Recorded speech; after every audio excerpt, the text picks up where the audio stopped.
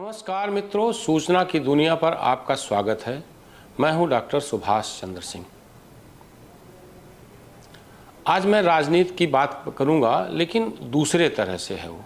मैं सीधे किसी राजनीतिक दल पर बात नहीं करूंगा। मैं बात करूंगा तौकीर रजा की। तौकीर रजा कौन है, पहले मैं ये बता दूं। ये बरेली के सुन्नी मुसलमानों के नेता हैं और इन्होंने एक पार्टी का गठन किया है, इत्तेहादुल ए मिल्लत परिषद। उसके माध्यम से राजनीति करते हैं। राजनेता कम, समाज में विद्वेष फैलाने वाले मुस्लिम नेता के रूप में इनकी छवि बड़ी है। ये मुसलमानों के नेता बनने चाहते हैं और बयानों के माध्यम से ये हैदराबाद का जो मुस्लिम नेता है, जो सांसद है, AIMIM का नेता ओवैसी से ये कंपटीशन करना चाहता है, मुसलमानों का नेता बनना चाहता है। ओवैसी वकील हैं। वहाँ हैदराबाद से जो मुस्लिम बहुल इलाका है, वहाँ से वो कई बार से सांसद हैं। ये व्यक्ति कभी सांसद नहीं रहा, कभी विधायक नहीं रहा। कोशिश की, कांग्रेस में भी रहा, मायावती के साथ भी रहा और मुलायम के साथ यानी अखिलेश का साथ भी रहा, लेकिन कभी ये विधायक नहीं बन पाया, सांसद नहीं बन पाया। हाँ, अपने जहरीले बोल से समाज में विद्वेष फैलाने का तमगा जरूर इसको मिला हुआ है। और इसके बयान, तौकीर रजा के बयान तो ओवैसी से भी घटिया और ओवैसी से भी जहरीले हैं। उन बयानों की चर्चा मैं बाद में करूंगा। पहले मैं चर्चा ये कर रहा हूं कि इस बार ऊंट पहाड़ के नीचे आ गया है। 2010 में बरेली में जो दंगा हुआ था, ये उसका मास्टरमाइंड था। यह कोर्ट ने मान लिया। उस दंगे के बारे में थोड़ा मैं ये बता दूं। इसने ऐसा भड़काऊ बयान दिया, इसके समुदाय के लोगों ने पूरे बरेली में तांडव मचाया और ज़बरदस्त हिंसा हुई, जिसमें तौकीर रजा समेत ज्ञात अज्ञात 300 लोग नामजद हुए। और बावेला इतना मचा कि तौकीर रजा की गिरफ्तारी हो गई। ये 2010 की बात है। 2010 यानी मायावती मुख्यमंत्री थी और बसपा की सरकार थी। इसको जेल भेजा गया, लेकिन एक दिन बाद ही इसको जेल से रिहा कर दिया गया। इतना ज़बरदस्त जो है राजनीतिक दबाव पड़ा। तब से ये आदमी घूम रहा है, कभी कोई कार्यवाही नहीं हुई। और ऐसे जहरीले बोल कि अगर ठीक से मुकदमा चले, ठीक से FIR हो, तो इसको जो है कई आजन्म कारावास की सज़ा मिल सकती है। कई, जैसे मुख्तार को मिल चुकी है, 8 मामलों में उसको आजीवन कारावास की सज़ा मिल सकती है। मुख्तार पर फिर कभी चर्चा करेंगे, क्योंकि वो भी गंभीर मामला है। तौकीर रजा को ये पता नहीं था, 7 साल हो गया और अभी तक योगी आदित्यनाथ की सरकार में भी इस पर कोई कड़ी कार्रवाई नहीं की गई, तो इसका मन बढ़ता गया।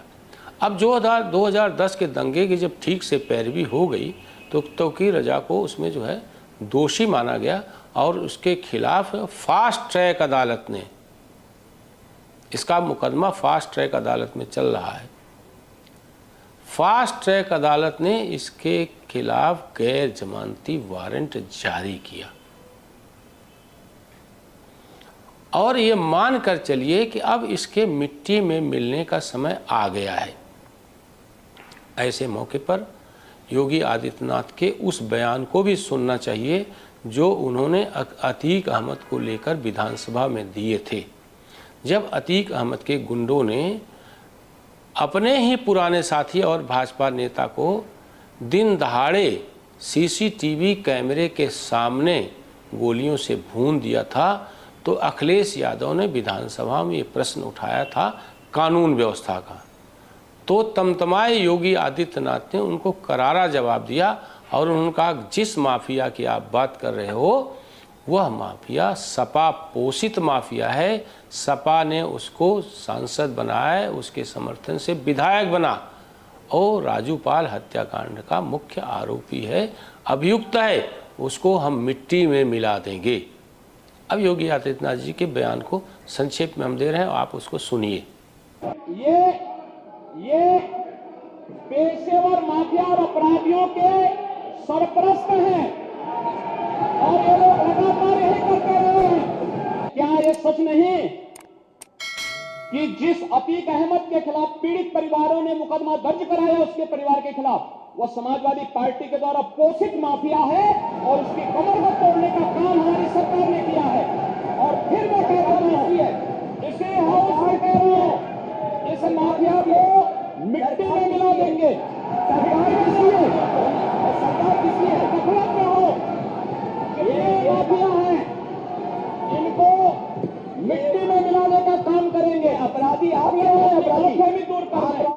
योगी जी के बयान को आपने सुन लिया होगा। आप ये मान कर चलिए कि तौकीर रजा के मिट्टी में मिलने का समय आ गया है। मैं ये नहीं कह रहा हूँ कि अतीक की तरह इसका वध हो जाएगा, लेकिन मैं ये कह रहा हूँ कि इसकी आर्थिक रीढ़ तोड़ दी जाएगी। इसकी जो अवैध संपत्तियाँ हैं उनको जब्त कर लिया जाएगा। और ये आदमी जो है, जिस तरह का अपराध इसने किया है जहरीले बयानों के माध्यम से, इसको कई आजीवन कारावास की सजा मिल सकती है। अभी तो सिलसिला शुरू हुआ है। फास्ट ट्रैक कोर्ट ने सीओ को सीधी जिम्मेदारी दी कि तौकीर रजा को पकड़कर कोर्ट में पेश किया जाए और उसने एक तिथि निर्धारित की थी, संभवतः 11 मार्च। लेकिन 11 मार्च बीत गया, आज 14 मार्च है। 14 मार्च तक उसकी गिरफ्तारी नहीं हुई और वह बरेली से अपने दोनों गनर को, जो सरकारी तौर पर सुरक्षा के लिए मिले थे, उनको छोड़ दिया। बताते हैं कि उनसे कहा कि मेरा बात जा रहा हूँ, आप यहीं घर पे रहो। और वो निकल गया। कभी उसका फ़ोन बंद रहता है, कभी उसका फ़ोन चालू रहता है। पुलिस जो है वो पीछे पीछे उसको खोज रही और वो भाग रहा है, लेकिन अभी तक मिला नहीं। फास्ट ट्रैक कोर्ट को जब ये रिपोर्ट दी गई तो फास्ट ट्रैक कोर्ट ने कहा कि यह जिम्मेदारी अब एसएसपी बरेली को दी जा रही है कि उसको गिरफ्तार कर 19 मार्च तक कोर्ट में पेश करें। और डीएम को जिम्मेदारी दी कि बरेली में किसी भी तरह की अशांति होती है तो अशांति न हो, कानून व्यवस्था ठीक रहे, इसकी सीधी जिम्मेदारी जो है जिलाधिकारी बरेली की होगी। तो अब ऊंट पहाड़ के नीचे आ गया है। देर सवेर जो है तौकीर रजा की गिरफ्तारी होगी। तौकीर रजा के बारे में काफ़ी कुछ मैंने बताया। अब मैं उसके कुछ बयानों की चर्चा करता हूँ। मैं उससे संबंधित न ऑडियो टेप आपको सुनाऊंगा, न उसका कोई वीडियो आपको दिखाऊंगा, क्योंकि अगर वीडियो मैं दिखाता हूँ तो एक प्रकार से यह नफ़रत फैलाने के बराबर होगा। इसलिए उस वीडियो के बारे में थोड़ी मैं चर्चा करूँगा, लेकिन वीडियो मैं दिखाऊँगा नहीं, क्योंकि नफ़रत के बाज़ार को मैं और नहीं गर्म करना चाहता हूँ और नफ़रत फैलाने का कोई तुक नहीं है। हमारी कोशिश है कि समाज में शांति रहे, लेकिन प्रसंगवश कुछ चीज़ों की चर्चा करना हमारा धर्म है। जैसे किस तरह के जहरीले बोल बोलता है, मैं आप कुछ पढ़ के इसको सुनाता हूँ। हल्द्वानी का एक मामला है।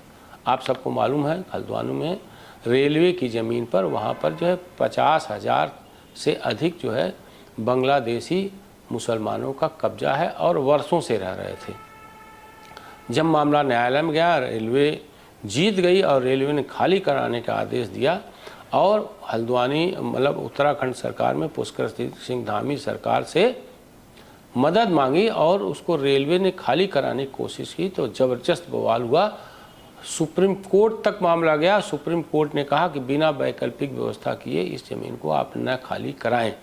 तौकीर रजा ने उधर क्या कहा, बुलडोजर नहीं सहेंगे और अगर हम सड़क पर निकल गए तो हिंदुओं को भारत में छिपने की जगह नहीं मिलेगी। ये देखो जहरीले बोल। दूसरा उन्होंने कहा कि जिस दिन मुस्लिम भाई सड़क पर निकल गए तो हिंदुओं का रहना दूभर हो जाएगा। फिर इन्होंने मोदी सरकार को धृतराष्ट्र कहा। सुप्रीम कोर्ट तक जो है के खिलाफ इन्होंने टिप्पणी की और एक बार तो किसी कोर्ट के बारे में कहा था कि कोर्ट भी सरकार के हिसाब से काम कर रही है। अब एक और बयान सुनिए इनका।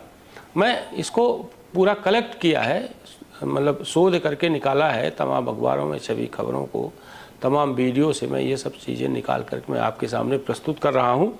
आजम खां, अब आजम खां पर जो जुल्म हुआ इसके हिसाब से, जबकि हम मानते हैं वो जुल्म नहीं बल्कि यूँ कहिए कि उनके खिलाफ विधि सम्मत कार्रवाई हुई और उसके कारण जो है सांसदी उनकी गई, बेटे की विधाई की गई, पत्नी की जो है सांसदी गई, और आज वो एक प्रकार से जो है जैसे आम मुसलमान जो है रामपुर का है, करीब करीब वैसे ही ज़िंदगी बिता रहे हैं।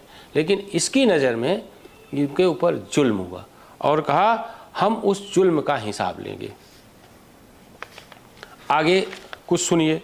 इसने द्रौपदी तक पर चर्चा की। महाभारत में द्रौपदी का पात्र हम लोगों के लिए सम्मान्य है, हम सब लोग द्रौपदी की बहुत इज्जत करते हैं। उसने कहा हिंदुओं में तो एक महिला के 5-5 पति होते हैं और यह नहीं पता चलता है कि बच्चा किसका है। कितना आपत्तिजनक बयान है। फिर इसने तस्लीमा नसरीन पर दिया, वो जो लिखती हैं, जो उनका बेलाग लेखन है, उसने कहा जो तस्लीमा नसरीन के सिर को काट कर लाएगा उसको हम 5 लाख रुपए इनाम देंगे। और सीएए पर भी बोला कि अगर सीएए वापस नहीं हुआ तो हिंदुस्तान की गलियों में खून बहेगा। अब सीएए तो लागू हो गया, उसके नियम भी अधिसूचित हो गए और देश में कहीं कोई बवाल नहीं हुआ। इस बार इस पर तौकीर रजा भी नहीं बोला। अगर कहीं बोला होगा तो उसको नोटिस नहीं लिया गया। कारण इसका है कि उसको समझ में आ गया कि उत्तर प्रदेश में योगी की सरकार है और देश में मोदी की सरकार है। अब उसके जहरीले बयानों के लिए इस समाज में कोई जगह नहीं है। न हिंदू स्वीकार करेगा और न ही मुसलमान स्वीकार करेंगे। यानी उसके जहरीले बोल अपना प्रभाव खो चुके हैं और अब वह भागा भागा फिर रहा है। आप सुनेंगे कि किसी भी दिन वह गिरफ्तार हो सकता है और जेल की सलाखों में जाएगा, और जब जाएगा तो फिर लंबे समय तक जाएगा, क्योंकि उसके ऊपर बहुत सारे केसेस लदे हुए हैं और चूँकि फास्ट ट्रैक में कोर्ट में मुकदमा चल रहा है, इसलिए सज़ा पर सज़ा, सज़ा पर सज़ा, जैसे मुख्तार अंसारी पर सज़ा पर सज़ा हो रही है। उसको अभी 8 सज़ाएँ हो चुकी हैं 8 मामलों में, अब वही कई मामलों में आजीवन कारावास की सज़ा हो सकती है। खैर, मुख्तार अंसारी पर हम फिर कोई एपिसोड लेकर के आएंगे। आज तौकीर रजा पर ही केंद्रित करते हैं। फिर मैं दोहराऊंगा कि तौकीर रजा का जेल जाना तय है और उसका जेल में लंबे समय तक रहना भी तय है। आज के एपिसोड में बस इतना ही। आपसे आग्रह है कि जो लोग भी सूचना की दुनिया को देख रहे हैं, अगर सब्सक्राइब नहीं किया है तो सब्सक्राइब जरूर करें, बेल आइकन दबाएं, देखें, कमेंट करें, लाइक करें और शेयर करना न भूलें। आप सभी लोगों का बहुत बहुत आभार। आप इस YouTube चैनल को लाइक करिए, सब्सक्राइब करिए, कमेंट करिए और शेयर ज़रूर करिए।